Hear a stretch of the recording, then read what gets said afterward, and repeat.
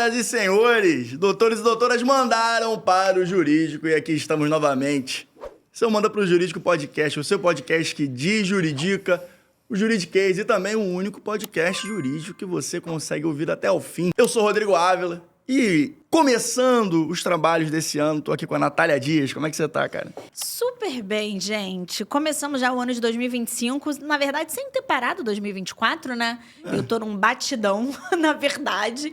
Então, 2025 começou tão tracionado quanto 2024 terminou. Então, assim, Rodrigo, estamos na mesma frequência. Mesma frequência. É engraçado isso. Inclusive, a gente pode até conversar depois com uma psicóloga, alguma pessoa assim, que hoje em dia é a culpa de descansar, né? E é uma coisa que eu tenho sentido bastante, sabia? Mas você sabe que eu não tenho culpa de descansar, não. Eu tô nessa, sabia? Porque eu acho que... Já falei isso várias vezes aqui, gente, mas eu acho que a nossa criatividade, de verdade, o nosso potencial de criação, de desenvolvimento de novos projetos, ele só acontece quando a gente está com a mente calma e relaxada. Essa questão da palavra de 2024 ter sido brain rot, essa ideia de você ficar com esse excesso de informação o tempo inteiro, isso faz com que a gente, em algum nível, emburreça. Eu acho que a conclusão que a gente chega hoje é que o nosso excesso de informação está emburrecendo a gente de forma objetiva. E você une excesso de informação com utilização de inteligência artificial para fazer basicamente tudo, a gente está... Não, eu tento concordar com você. Eu tento concordar com você e eu sei que eu tô errado nisso. Esse sentimento que eu tenho é algo que eu tenho que trabalhar. Em 2025 eu vou trabalhar nisso aí. Vai descansar, vai tirar férias, Não, Rodrigo? eu não vou tirar férias, mas eu acho que eu vou ter meus momentos do famoso ócio produtivo. É isso, porque a gente tem que ter mesmo isso visto, enfim, todas as demandas que a gente tem e a sociedade algorítmica, como eu gosto de falar. É isso que, aí. enfim, tá sempre te impulsionando, te estimulando a seguir produzindo. E aí tem uma hora que a gente... Não, surta, e né? estimula a gente a consumir conteúdos rápidos, curtos e de forma constante. Exato. Então, você não aprofunda no seu conhecimento, ao mesmo tempo você também não tem um momento em que você relaxa a sua mente, relaxa a sua concentração. A gente está num momento, gente, acho que 2025 é um ano em que a gente tem que prestar muita atenção nesse tipo de coisa. Eu acho que vai ser um ano para essa observação. A hiperconectividade, o excesso de informação, ele pode levar a gente a um lugar muito ruim. Ao mesmo tempo que a hiperconectividade e a informação bem triada, com uma curadoria boa, ela pode levar a gente a, explodir. Com então, certeza. assim, é um ano em que a gente precisa fazer essa avaliação. Mas não, gente, eu não tenho a menor culpa de descansar. Eu só não descansei esse final de ano, porque muito dificilmente eu tiro férias nesse momento de Réveillon, até assim, pela minha dinâmica profissional. Eu trabalho mais no consultivo e pela dinâmica profissional do meu marido. Mas vejamos, o Pedro não tá aqui hoje. Por que o Pedro não tá aqui hoje? Ele tá em Florianópolis. Desceu pra BC.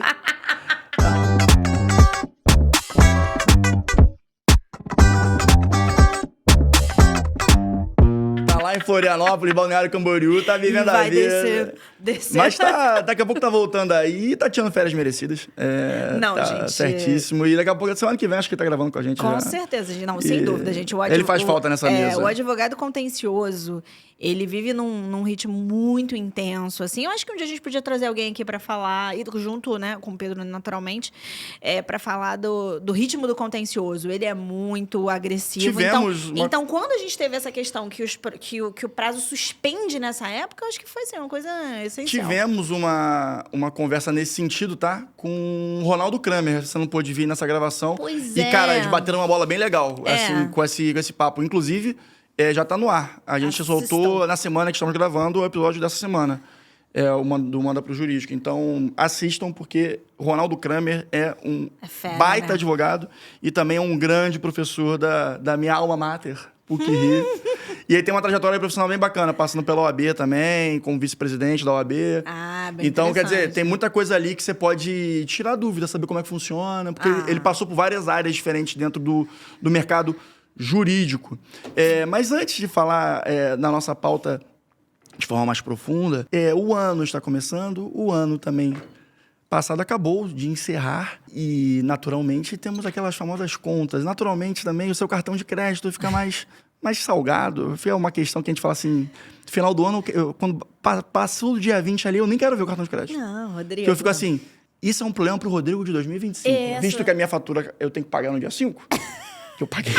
Inclusive, eu paguei ontem. E vocês não sabem o que eu fiz. Anteontem. Tão louca que eu estou, Eu paguei minha fatura em duplicidade ontem. Foi dia 6, mas hoje é dia 8. O banco informa, né? Não, o banco não informa. Eu que reparei, eu paguei de manhã, aí cheguei de noite pra pagar outras contas, paguei de novo a minha fatura. Aí tá tranquilo. Aí uma amiga me pediu pra fazer um Pix pra ela, pra uma rifa lá que ela precisava. Fui ajudar, fui fazer o Pix. Entrei no aplicativo do cartão. Quando eu entrei no aplicativo do cartão, olhei meu extrato, eu vi 2 vezes. E a fatura de cartão, né? Um valor alto. Um valor que salgado. Dói. Falei, gente, que isso? Eu achei assim, não achei um pouco ruim o banco permitir com que você pague 2 vezes a fatura de cartão de crédito. Eles poderiam identificar e bloquear, Eu fiz isso ontem e foi bloqueado. Engraçado. O banco... o meu banco, não vamos citar bancos aqui, mas com certeza os nossos bancos são diferentes. O meu banco fez isso. O meu banco, inclusive, ele tá muito em voga porque o fato dele existir possibilitou coisas muito boas pro Brasil. Inclusive, Fernanda Torres, meus parabéns aqui, manda pro jurídico. Eu sei que não tem muito a ver com a gente, mas tem que falar, porque o Brasil é Fernanda Torres. Em algum lugar no passado, Vani e Fátima sorriem. Nossa, gente. Gente, mas manda pro jurídico assim, Fernanda Torres. Por quê? Fiz até um pequeno texto no LinkedIn. Chegou aquele meu momento de fazer o texto no LinkedIn sobre alguma coisa que aconteceu. Podemos aprender?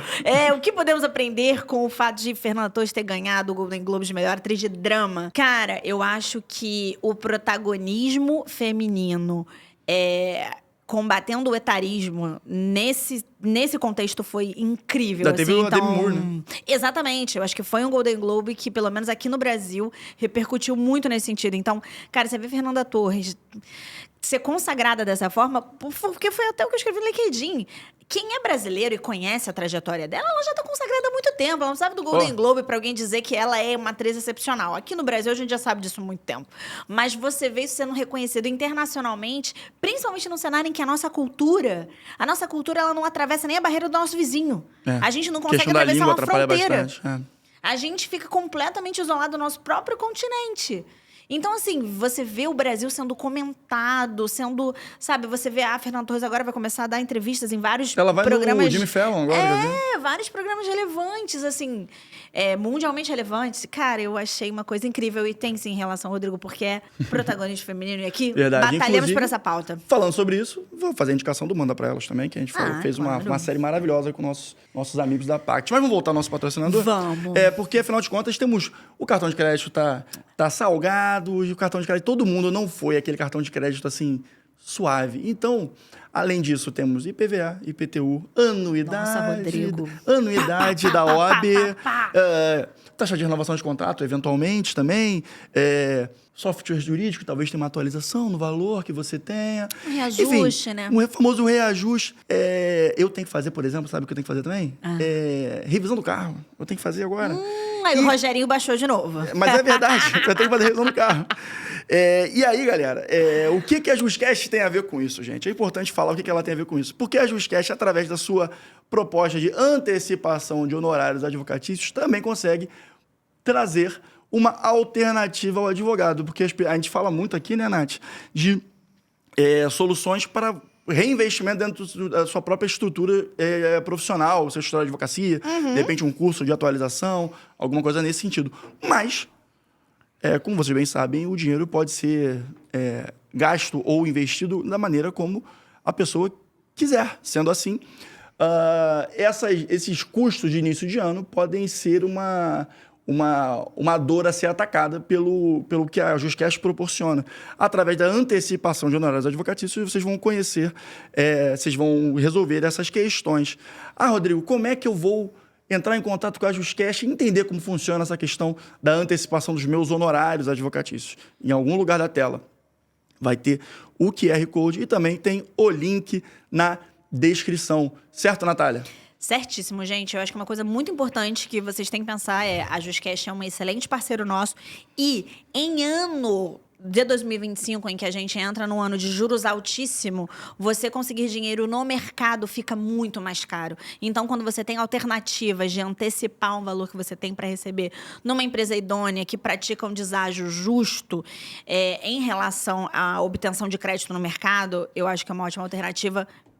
Deem uma olhada. E falem que viram no Manda Pro Jurídico. Por favor. E até nesse ponto, né, Nath, outra coisa que eu acho que a gente tem que falar também, que uma vez, a JustCash é uma relação que uma vez recebido o crédito, né, a antecipação, você não tem uma pendência relacional como um empréstimo num banco ou alguma coisa assim. Sim. Então, você tem uma dor de cabeça a menos, claro. uma vez você recebendo o dinheiro. Ao contrário do banco, que você recebe o dinheiro adiantado e você tem que cumprir, né, com o que está previsto dentro do seu empréstimo. Isso é muito interessante porque, como a gente falou, é menos uma coisa para ocupar o espaço na cabeça, a pessoa pode pensar na carreira e etc. Lembrando que a ação, queridos, tem que estar em fase de execução. Então, você já passou por todas as fases processuais, aí nossos queridos advogados do contencioso sabem o que a gente está falando, e aí o juiz já sentenciou positivamente, não houve recurso ou não houve, e seguiu sendo procedente a decisão de primeira instância, e aí você está em fase de execução. E aí sim, é o momento de você conversar com a JustCash. Exatamente, galera. Então, conheça a JustCash, o atendimento deles é incrível, humanizado. Fica a dica do Manda Pro Jurídico. A JustCash é uma parceira do Manda Pro Jurídico. Um grande abraço para o Mancuso e todo mundo que faz parte da equipe da JustCash. Vamos agora falar, Natália, de um tema que eu acho relevante e até tem a ver com questão de estruturação de times, de escritórios de advocacia, porque a gente até trouxe nas últimas pautas do ano passado a questão da inteligência artificial, como usar a inteligência artificial de forma mais adequada. Mas, inclusive no episódio vai sair essa semana, com o Ronaldo Kramer, foi pauta também. Quando contratar um estagiário ou um advogado júnior e quando você contratar ou fazer um investimento extra dentro de plataformas de tecnologia, especificamente inteligência artificial. A inteligência artificial diminuiu o valor do estagiário e talvez até do advogado júnior hoje em dia no mercado de trabalho jurídico? Eu não acho que a inteligência artificial e a utilização de softwares que utilizem inteligência artificial, eles tenham diminuído o valor do estagiário e do advogado júnior. O que eles estão fazendo e vão fazer progressivamente é diminuir a oportunidade para essas pessoas. Porque se você no seu escritório anteriormente você precisava dependendo da área, você precisava de 40 estagiários, hoje em dia, fazendo uma boa aplicação, uma boa utilização de inteligência artificial ou de softwares específicos para o mercado jurídico, você vai precisar de 20. 15, 20, por aí. Então, o que acontece? Eu acho que o cenário ideal é você combinar bons advogados júniores e bons estagiários com a utilização de inteligência artificial, que está aqui para fazer o quê, gente? Tarefas repetitivas, análises de dados. Quem não lembra daquela fase em que um estagiário e um advogado júnior, eles pegavam 50, 60, 100 mil decisões no Brasil para conseguir fazer uma análise daquelas? Isso é uma coisa que hoje em dia um software faz em 1 minuto, talvez menos, às vezes 30 segundos. Exato. Então, esse tipo de trabalho, naturalmente, vai diminuir a demanda. Então, se você tinha muito mais ofertas, essas ofertas vão diminuir.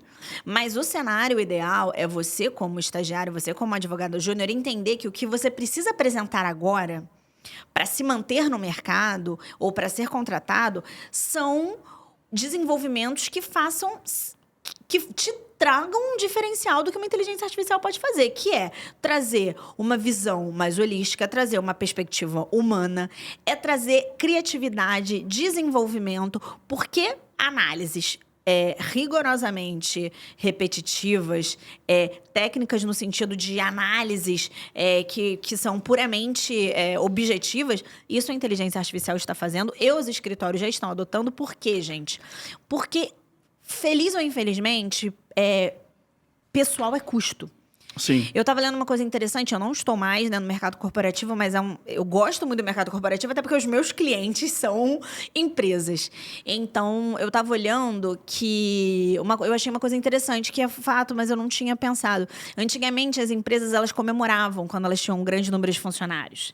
Nossa, minha empresa tem 1.000 funcionários, Sim. 2.000, 4.000, 5.000, 10.000.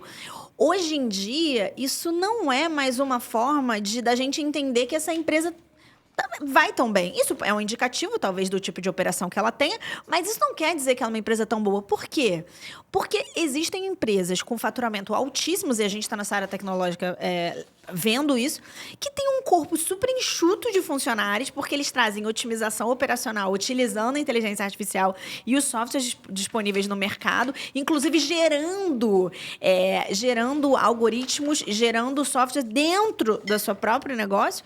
E aí, naturalmente, o número de pessoas diminui. Então, a gente precisa entender que, sim, o mercado jurídico ele vai ficar mais estrangulado. O mercado que já é saturado, ele vai ficar mais estrangulado. Eu não quero ser aqui o porta-voz do apocalipse, mas eu acho que qualquer pessoa que olhou para 2024, sentou no primeiro dia de 2025, pensou, cara, o que aconteceu nesse ano, tem que ficar muito, muito, muito ligado. Assim, eu concordo com você. Tem até dados que a Deloitte falou que 30% foi uma diferença de 30% de produtividade. Ou seja, com o uso da tecnologia, a produtividade dos escritórios e das empresas aumenta em 30%, tá? Isso é um dado bem relevante. Também você não perde muito tempo com treinamentos, formação de pessoas, etc. O que de fato, é algo muito significativo. Pensando em rotina de trabalho. Entretanto, quando se contratar um estagiário, por que eu devo contratar um estagiário? Por que eu devo contratar um advogado júnior? Eu acho que tem 2 fatores que devem ser bastante trazidos agora em voga, né, no processo decisório, que é basicamente a implementação de pessoas jovens dentro do ambiente corporativo, porque essas pessoas jovens também são as pessoas que trazem a tecnologia. Uma vez você não tendo essa jovialidade dentro do seu mercado, do seu escritório, da sua estrutura, você, beleza, está contando inteligência artificial agora. Mas a gente não vai ficar parado aqui, do ponto de vista de tecnologia. Então, se você não trouxer pessoas que estejam antenadas a essas tendências e pegando até, de certa forma, um estereótipo positivo, os jovens tendem a fazer mais isso. Eu lembro, por exemplo, de um caso concreto de um amigo meu, que ele conseguiu a contratação dele, hoje em dia até sócio do escritório, da área trabalhista, porque ele sabia usar o PJE e o sócio dele já era um cara mais idoso e não sabia. Entendeu? Isso aí é um diferencial não só para o jovem, mas também um diferencial para os escritórios. Então, o cara vai estar sempre na vanguarda da tecnologia, trazendo, claro, jovens que estejam antenados a isso. Tendo esse cuidado, eu acho que é interessante. E o outro ponto também é a implementação de cultura. Você expande a sua cultura, você cria uma cultura dentro do seu escritório a partir do momento que você tem pessoas jovens também, que pegam, digamos assim, são trazidas no berço para o teu escritório e você desenvolve a tua cultura e a sua forma de trabalho e até os valores também do escritório dentro das pessoas jovens. É muito mais fácil você construir isso dentro de uma pessoa jovem do que uma pessoa que já está experiente no mercado, que já tem, enfim, uma casca profissional, né, Nath? Eu concordo com tudo que você falou, Rodrigo. E os pontos de atenção complementando o que você disse, unindo com o que eu falei anteriormente dos pontos de atenção esse tipo de perfil de profissional, ou seja, um profissional que está muito conectado com a tecnologia, um profissional que está muito disposto a absorver cultura, que tem relação com o desenvolvimento de soft skills, ele é o profissional que está potencialmente sendo contratado no início da carreira, seja um estagiário ou um advogado júnior, porque a oferta diminuiu. Então, a sua análise, ela passa a ser uma análise muito mais criteriosa. Sim. Então, os estagiários, para você que é estagiário, para você que é advogado júnior, quando você quer chegar numa contratação sabendo que o mercado está reduzindo, você apresentar aquilo que você fez na faculdade, o desenvolvimento, um projeto que você criou, trazendo esse ponto de vista de criatividade, inventividade, porque eu li outro dia um termo muito interessante, que é o advogado artista. Porque é um advogado que vai conseguir unir a técnica com a criatividade e o olhar para a sociedade. Por quê, gente? Eu li também um texto bem interessante no Brazil Journal que falava sobre a China, e é um livro também, na verdade, o artigo era sobre um livro, que falava sobre como no mercado chinês, hoje em dia, não existe um profissional que está sentado sem estar correndo atrás o tempo inteiro de se especializar e de entender o que está acontecendo nas dinâmicas do mundo. Gente, especializar não quer dizer fazer um curso de 18 meses, não, tá? Porque eu particularmente, acho que inclusive cursos de 18 meses, eles tendem a não ser a melhor estratégia hoje de você se desenvolver profissionalmente. Claro que eu não estou falando de um mestrado, de um doutorado, de um pós-doutorado, né, que são coisas mais robustas. Mas, assim, preciso envolver alguma coisa para começar a aplicar, eu não acho que seja o ideal. Esse artigo, ele fala sobre a diferença do profissional chinês do resto do profissional do mundo. Eu nem estou comparando com o Brasil especificamente, não. O que isso traz? Que, levando em consideração as características que você falou, elas são características coincidentes com o atual profissional jurídico brasileiro, quando ele está bem no inicinho da carreira? Não. Essa que é uma questão. Inclusive, gente, uma coisa interessante para falar para vocês é que o Manda Pro Jurídico, ele tá preocupado com isso. Ele quer falar mais com o estagiário, com o advogado júnior, porque, assim, acho que a gente pensa muito no futuro do direito e na melhor forma de lidar com isso no presente. Então, a gente vai começar a buscar olhar mais para esse lado, né, Rodrigo? Até porque vivemos, como a gente está falando, né? A gente fala muito de tecnologia aqui, a gente sabe que, naturalmente, em função da tecnologia, a oferta de estágios e vagas de júnior vão diminuir. Então, talvez seja a fase mais desafiadora para o jovem advogado e para o estagiário dentro do mercado jurídico nos últimos anos, que eu me recordo. Desde que eu tô antenado dentro do mundo jurídico. Eu tenho certeza disso, gente. Agora que o universo, falando especificamente do universo de escritório, é o meu universo, eu analiso não só o meu, como o dos outros colegas, eu vejo muitas e muitas áreas em escritório que não tem advogado, principalmente consultivo. Por quê? Não tem advogado? Não tem advogado, não, perdão, desculpa, que não tem estagiário. Tá. Porque você precisa de uma pessoa com muito know-how, com muita técnica, com muita qualidade. E aquele trabalho, que é um trabalho que eu gosto de chamar de batucar, um trabalho operacional, você consegue utilizar ferramentas para fazer. Pois é. Então, excetuando áreas como um contencioso, que é uma área de volume, tem áreas hoje em dia que o estagiário, ele já é contratado, selecionado assim, quero desenvolver essa pessoa. Porque aí tem isso, gente. A gente tem que desenvolver pessoas. Então, entra aquele ponto de eu fiz um processo seletivo porque eu quero desenvolver talentos para reter talento internamente e esse talento se adequar e se desenvolver da melhor forma dentro da minha empresa, dentro do meu escritório. Sim. E aí tem essa perspectiva. Mas agora a perspectiva de preciso de mão de obra, isso tá ficando escasso. Exatamente. Mas, assim, em contrapartida também, eu acho que vai haver um momento que teremos uma readequação até do ponto de vista de valorização do profissional contratado. Visto Sim. que, beleza, estou economizando não sei quantos % em função da troca da tecnologia pelo estagiário, pelo advogado júnior. Entretanto, quanto menos se contrata, mais se valoriza. Né? Sim, quem está trabalhando. Exatamente. Nesse sentido, esse estagiário, essa estagiária, esse advogado, essa advogada júnior contratados vão ter um salário maior do que se tem hoje em dia. Eu acho que, assim, a economia que está tendo hoje dentro dos escritórios não vai ser tanto, porque vai ter que ter essa valorização, porque senão o cara vai para outro lugar.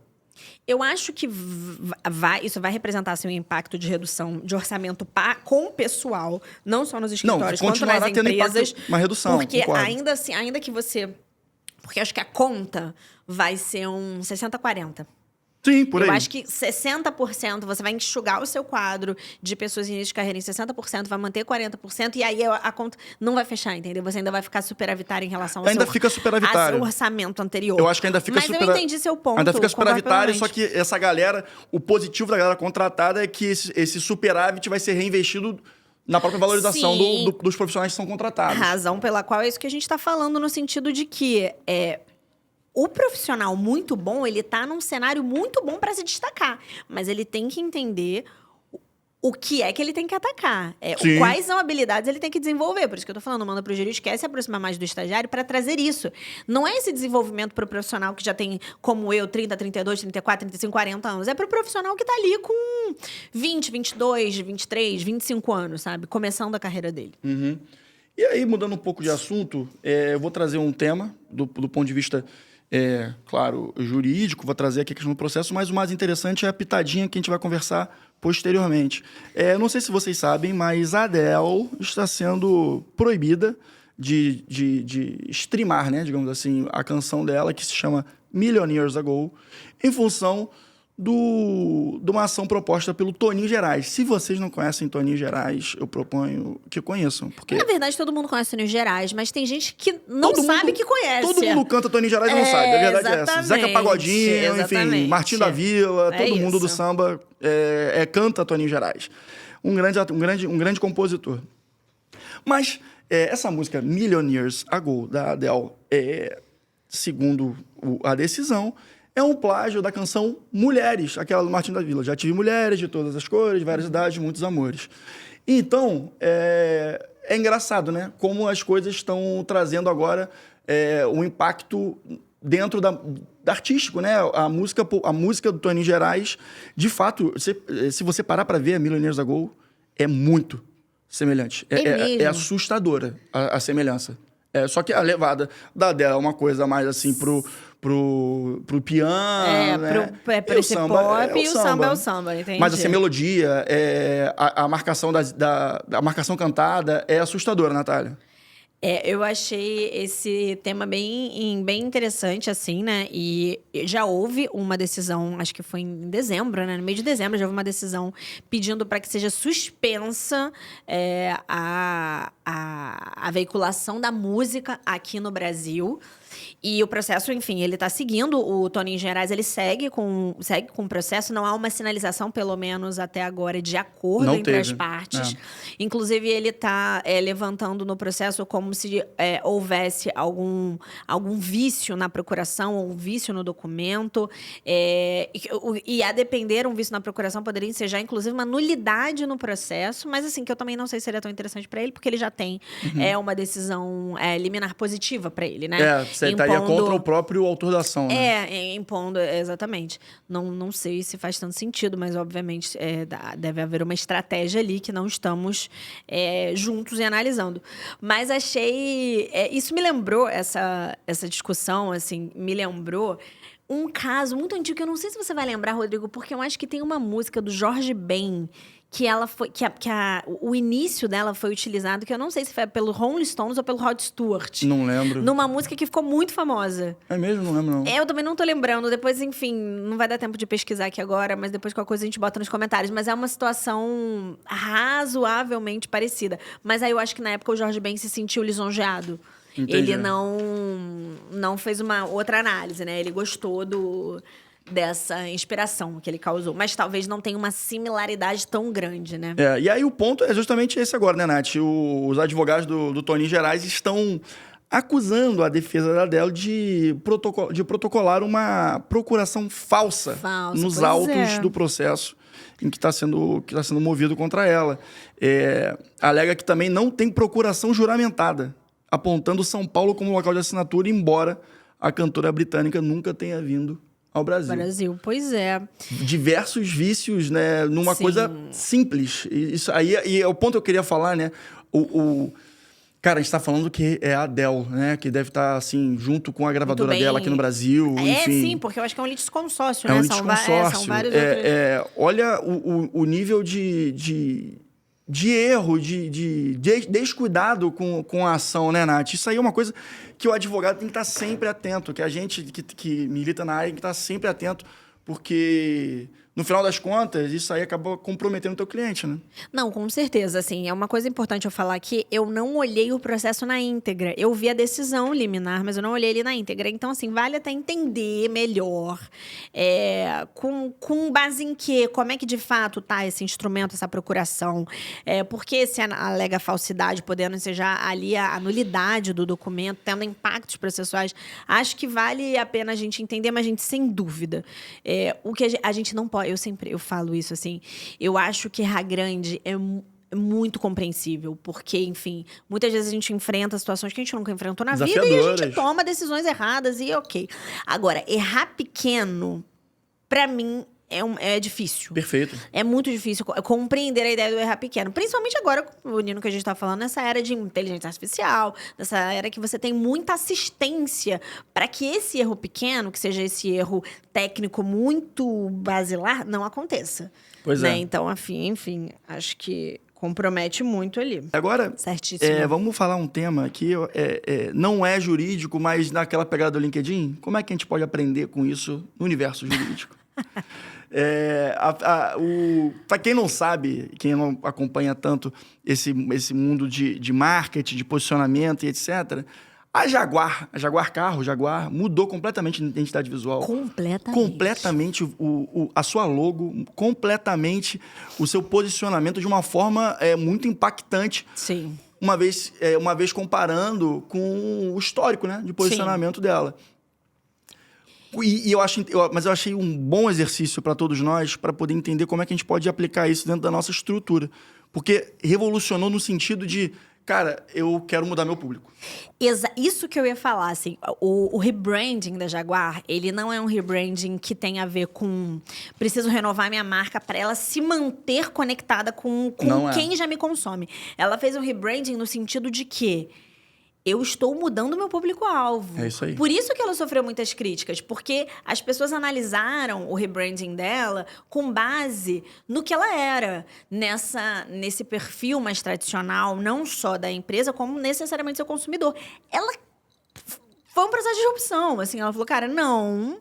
Pelo menos é o que aparece, né? Enfim, se alguém do marketing da Jaguar quiser falar aqui. E eu vou me comunicar de uma forma completamente diferente com um público completamente novo. Exato. Achei ousadíssimo, achei interessante, pra ser sincera. Eu achei interessante. Eu tô muito curioso. Eu não tô no grupo que criticou horrores, não. Eu tô no grupo que fiquei curiosa. Eu também tô muito curioso pra saber como é que vai ser como serão os próximos passos. Sim. Inclusive, eu vi o carro que eles lançaram, achei bonito. Não entendo de carros.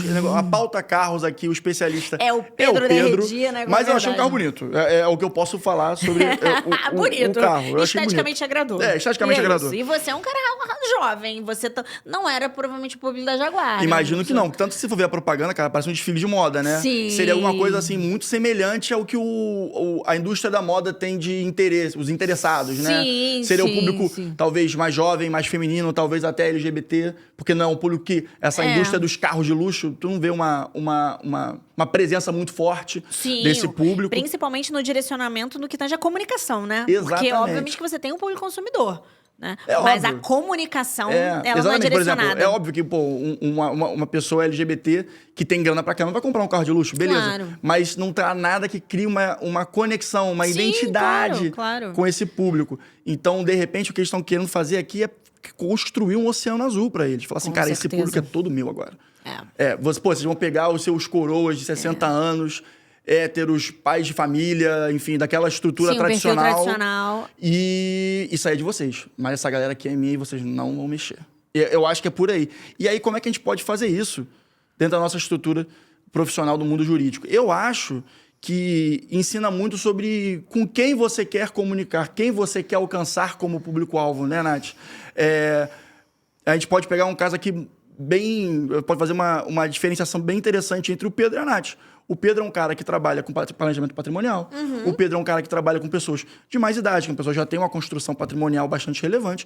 Então, é natural que ele crie mecanismos que façam conexões com esse público.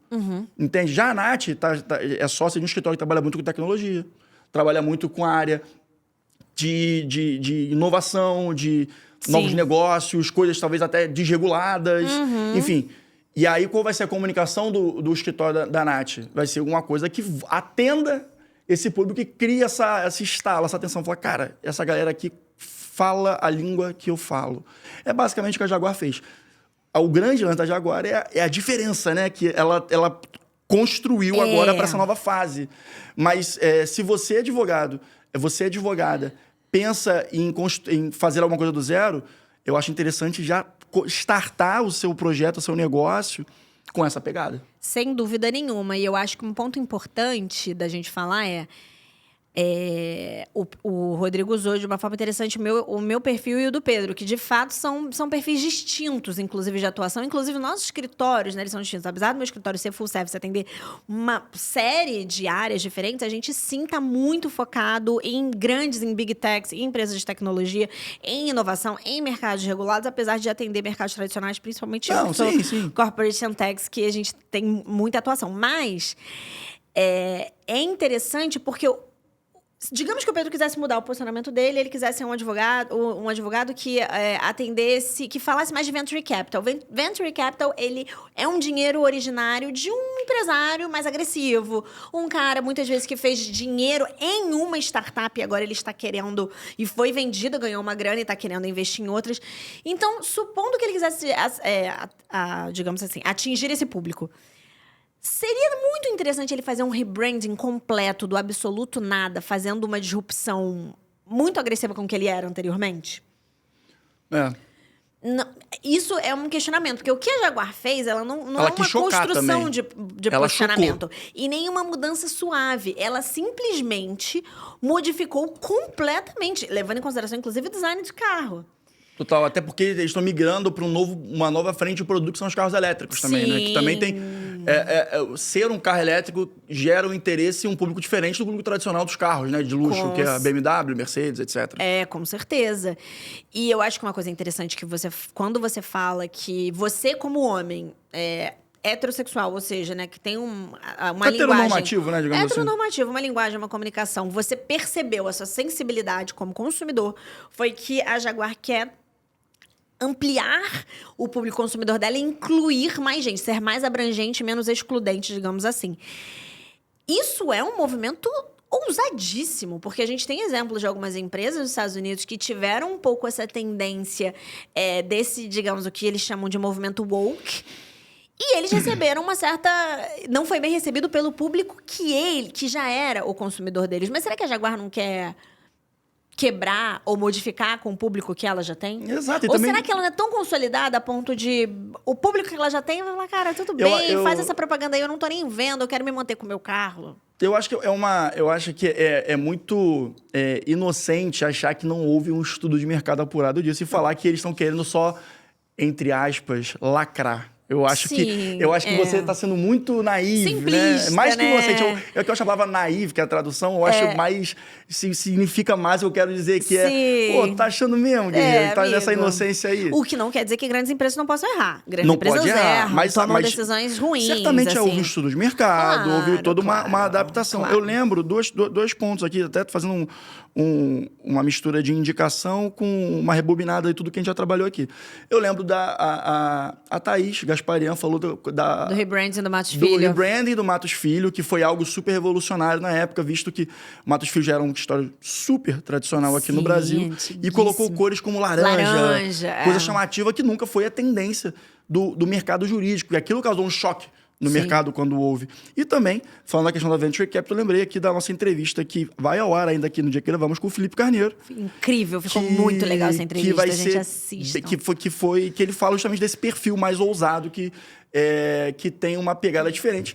E, gente, tendo pegada diferente, você tem que criar uma comunicação diferente para atender justamente essa galera. E para transmitir aquilo que você faz de fato, né? Já passou da fase, no mundo, não só jurídico, no mundo de negócios, você ser só competente na sua especialidade. Você tem que ter uma estrutura que crie e aproxime as pessoas para que as pessoas saibam que você é especialista e experiente, capacitado na sua área. Porque se você não atrai ninguém, você não vai poder provar isso a ninguém também, nem poder ter um sucesso profissional, né, Nath? Gente, com certeza. E se conecta com o que eu falei sobre esse artigo no Brazil Journal, sobre esse livro do posicionamento do profissional chinês versus posicionamento profissional no mundo, que é essa ideia de que você, gente, tem que se tornar cada vez melhor.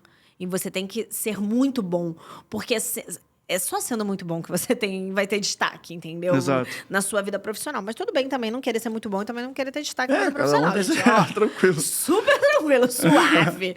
Suave, mas enfim, né? A gente tá... Tudo que a gente fala, né, sempre sugere o quanto a sociedade está mudando e o quanto a gente tem que se adaptar a essa sociedade que muda, assim. Eu li uma coisa hoje interessantíssima. Cara, se você não percebe que hoje a nossa sociedade gira em torno da internet, das redes sociais...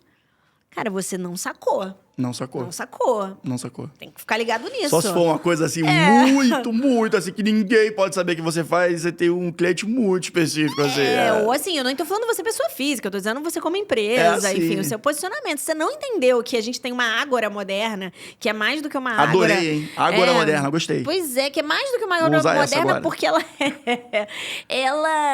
são novos estados que estão sendo fundados no ambiente digital. Cara, é lá, entendeu? E assim, se não ficar ligado nisso, vai ser atropeladérrimo, vai ser atropeladíssimo. Novos estados, ágoras modernas, como a gente tá falando que, enfim, a gente vai aprofundar isso, a gente vai estudar isso, talvez até trazer uma pessoa especializada para falar sobre o tema. Com certeza.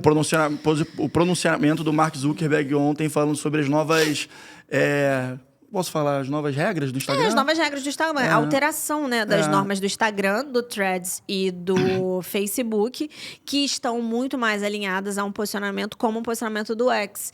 Que ele tem o que a gente poderia chamar de flexibilização na rigidez da regulamentação do conteúdo e tornando essa regulamentação, digamos, mais autorregulável. Mais autorregulável. De alguma forma. O que é um sentido contrário do que tem acontecido na União Europeia em termos de regulação de Big Techs. Que é um movimento completamente contrário do que o futuro governo Trump... Não, acho que o Trump toma posse dia 11, ou já tomou? Daqui a pouco, é porque aqui no Brasil é 1º de janeiro. A gente vai lançar depois, Lá é um pouquinho, são uns dias depois. Então, não sei se ele já tomou posse. Diferente do que o movimento que o Trump tá fazendo, o movimento que o Elon Musk naturalmente vem encabeçando no mundo inteiro, né? Esse cara é Você pode achar o que ele quiser, gente, mas o cara é ele é uma coisa enorme. Desculpa, do Elon Musk. Do Elon Musk, assim, ele é uma coisa... uma coisa enorme. Você pode achar uma figura relevante mundialmente falando. Sem dúvida. E aí, naturalmente, Zuckerberg, ele vem nessa esteira. Com certeza, o OpenAI vai vir nessa esteira. Com certeza, Jeff Bezos nessa esteira. Que são os representantes das Big Techs mundiais. E aí tem que ser dito que não rolou, né? A luta do Elon Musk com o Zuckerberg. Ia ter uma luta de boxe, de MMA. E não rolou, agora eles estão amigos. É assim, é um negócio que eu lamento. Eu gostaria de ver uma rinha de bilionário. Me interessaria ver isso. Né? Afinal de contas... Eu acho que pode rolar ainda, talvez. Será? Não sei. Mas eles ficam mais amiguinhos agora. Não tem tanta rivalidade agora. Poxa, ia ser legal uma rinha de... Eu gosto de rinha de bilionário. Você gosta da energia da rivalidade para fazer sentido. Para lutar, pode lutar sem ter rivalidade, não? 5 minutinhos sem perder a amizade? Se for gravado. Acho que eu não fecho portas, não. Inclusive, pessoal, vocês que estão até agora e ouviram essa minha divagação totalmente aleatória, coloca aí nos comentários para saber que vocês ouviram até o fim. Rinha de bilionário. Pra gente ver o que o pessoal tá achando do episódio e também saber que, como eu sempre falo no começo, é o único podcast jurídico que vocês conseguem ouvir até o fim. Quer falar mais alguma coisa, Nath? Eu quero, porque... Diga lá. O Rodrigo falou essa questão de rinha de bilionário, a gente está falando sobre, enfim, o presente que impacta o futuro. Eu tenho visto muitas coisas distópicas. Eu tô assim, acho que eu tô num momento de distopia. Fala aí que eu vou pesquisar o nome da série. Tô meio assim, meio focada na coisa da distopia, assim, tipo, me interessa, um tema que tem me interessado. E eu tô vendo uma série agora que chama Expresso do Amanhã, que as primeiras 2 temporadas são com a Jennifer Connelly. E na realidade, assim, tem um aspecto, né, climático, o mundo congelou e é um trem. E nesse trem, nada mais é do que essa questão de guerra de classes entre um trem. Os bilionários construíram um trem, mas você tem a classe operária e você tem as pessoas que são os revolucionários, que estão tentando trazer algo com um senso mais democrático e igualitário, digamos assim. E é um ambiente, esse ambiente distópico, ele é um ambiente que favorece e sugere muito uma rinha de bilionários. Porque por isso que eu me lembrei. Porque você perde... É interessante, porque essa coisa da distopia e do... Cara, tá tudo acabando, então assim, a gente tá numa guerra de sobrevivência, ela vai te tirando todas essas travas sociais, né? Você vai ficando num estado muito primitivo. Estado de natureza. E aí a rinha de bilionários, ela tem potencial de lá. Exatamente. Então, agora que você falou de série, também que a minha indicação também conversa um pouco com a distopia, é a série 11/22/63 do Prime Video. Gente, vou até anotar como é que é 11/22/63. É porque é a data do atentado ao John Kennedy. Que é com James Franco, que é um baita ator, né? Fica aí a sugestão, como se ele voltasse no tempo para tentar evitar o atentado. E aí, caramba! É onde? Prime? Prime Video. Prime Video. Falando em bilionário, né? Prime Video. Olha, gostei. E pra fechar, a última indicação também, vamos falar do livro. Inclusive, famíliazinha, energia pesada, né? A família Kennedy tem uma energia aí. Se você não sabe, pesquisar um Google aí, família Kennedy. Falar aqui da nossa indicação também, que a gente já fiz nas redes sociais. E, enfim, um querido que tá voltando com a próxima temporada dele também. Renato Sapiro aqui, galera. Talentosíssimo. Joga aqui em mim a câmera, lançando um livro que é um grande compilado dos seus episódios do podcast Direito de Resposta, onde ele coleciona, né? Acho que é um grande manual das grandes lideranças jurídicas do mercado. Riquíssimo. São entrevistas de muito valor, assim, para quem está entrando no mundo do direito e tem o objetivo de chegar nesse patamar de liderança, de sócio de escritório. Fica aqui a indicação da gente para esse livro que certamente vai agregar bastante na construção da sua carreira, né, Nath? Com certeza, gente. Renato é uma pessoa incrível Fizemos uma parceria com eles, do Manda pro Jurídico, especialmente com o direito de resposta, e tivemos o prazer de nos relacionar com ele. Ele é um cara incrível. E eu digo, como sócia de escritório, o Renato tem Ele tinha um público de entrevistados muito orientado para escritórios, mas agora eu percebo que ele está diversificando mais. Tem muita gente do corporativo. É muito prático e é um super ensinamento. Então, gente, esse livro aqui, ele é um bom manual. É um bom manual e um manual prático, né? Porque isso que é o mais legal. E porque são vários pontos de vista. Normalmente, quando a gente estuda um livro de um posicionamento, é um posicionamento de alguém que fez uma coisa de uma forma. Quando você pega um compilado, obviamente ele é menos profundo, mas ao mesmo tempo ele te dá vários pontos de vista e várias ideias, né? Eu já li alguns capítulos, né, de algumas lideranças. Já tinha ouvido também alguns episódios. A grande conclusão, se eu pudesse definir, né, o conteúdo dele em algumas poucas palavras, seria: não tem fórmula mágica, não tem receita de bolo. Cada um tem sua trajetória, cada um tem suas particularidades, e o grande lance é usar essas particularidades ao seu favor, né, Nath? Com certeza, gente. É clichê, mas é realidade. Nós somos únicos. E o nosso grande superpoder é ser a gente mesmo. Então, quando você se apropria daquilo que você é, usa suas grandes características para colocar na sua vida profissional, que é o que a gente está falando aqui, não tem como você não ser um profissional de destaque. E tem que ter coragem também, tá? Tudo isso aliado com muita coragem. Perfeitamente, Natália Dias. Agora, mais algo a adicionar? Mais nada, né? Vamos o primeiro episódio de 25. Tá entregue. Entregue. Então, galera... Qual que é o número, Rodrigo? Esse Rodrigo do Velho Testamento aí não tem mais, não. Já foi, queridos. 25. Então, galera, vou pedir para vocês nos seguirem nas redes sociais, dar aquele like no vídeo também, curtir, compartilhar, porque só assim a gente vai crescer cada vez mais a nossa comunidade de juristas, de pessoas que querem mudar e desenvolver o nosso mercado jurídico, tá bom? E, bom, Nath, todo mundo já sabe também, o Juca daqui também já sabe. Para qualquer outra dúvida, eu tenho certeza que você já sabe o que fazer. Manda pro jurídico, valeu? Um grande abraço e até semana que vem. Tchau, queridos.